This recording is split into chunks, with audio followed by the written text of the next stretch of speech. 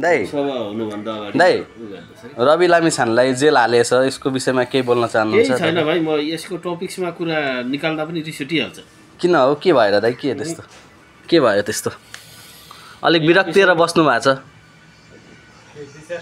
दुई चार शब्द अब के छ मनमा लागेको कुराहरू पोख्दा भयो दाइ। म अहिले तत्काल मसँग त्यो विषयमा ठुलो घाउ छ। म एक शब्द बोल्न पनि चाहिन यो विषयमा।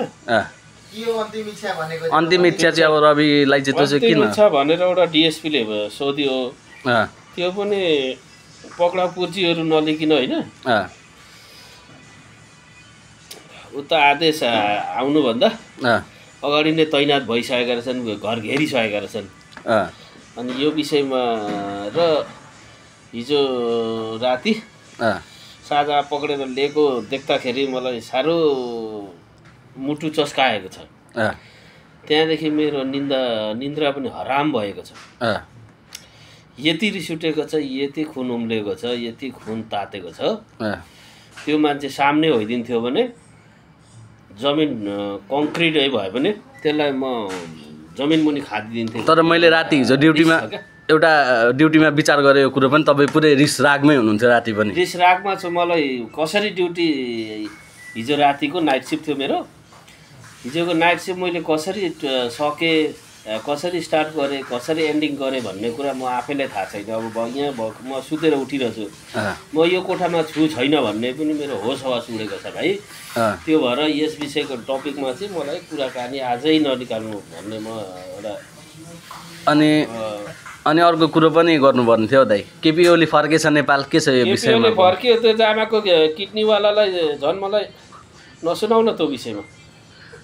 होइन, झापाली हो नि त, जे भए पनि झापाली प्रधानमन्त्री हो। त्यो मान्छे झापाको होइन, बसाइसकेर आएको पुत्र बाबै कहाँदेखि त आएको टपकेको बाबै, तेह्रथुमबाट होइन, नेपालको सिनो हो त्यो, सिनो। केपी ओली होइन, सिनो हो त्यो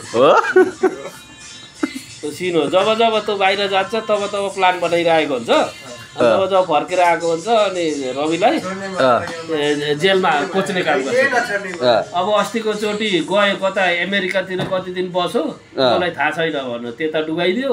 अब अहिले ब्याङ्कक कता, थाइल्यान्ड कता गयो मादरछु, अनि आयो, अनि यता फेरि उता हिरासततिर लगिरहेको छ। अनि तपाईँको अब यो रवि लामिछानेलाई चाहिँ के भन्न चाहनुहुन्छ तपाईँ? रवि लामिछानेलाई म भाइ अहिले केही भन्दिनँ। म पनि एउटा पीडित मान्छे भइरहेको छु अहिले, बोल्न यस विषयमा बोल्न नसक्ने छु। होइन, जे भए पनि उसलाई केही अब यसो सान्त्वना त दिनु पऱ्यो नि त, यसो केही शब्दहरू त भनिदिनु पऱ्यो नि त। मैले भन्नु केही छैन। मलाई यो विषयमा भन्दैछु त, कुरा निकालो। कसैले भने त्यो निकाल्ने गएको पनि म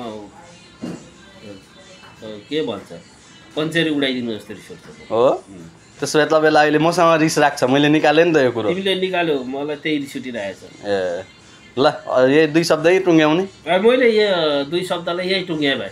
मलाई अलिक दिनपछि अलिक मेरो आत्मा शान्त नभएपछि चाहिँ सोधी खोजी गरेर म पुरै डिटेल्स। ल, त्यसो भए मान्छेहरू पार्ट 2 को लागि पनि वेटिङमा हुन सक्छन् है। वेटिङमा भाइ अहिले केही भन्न, केही गर्न नसक्ने म पुरै खला परेर बसेको छु क्या। ल दाइ, ल।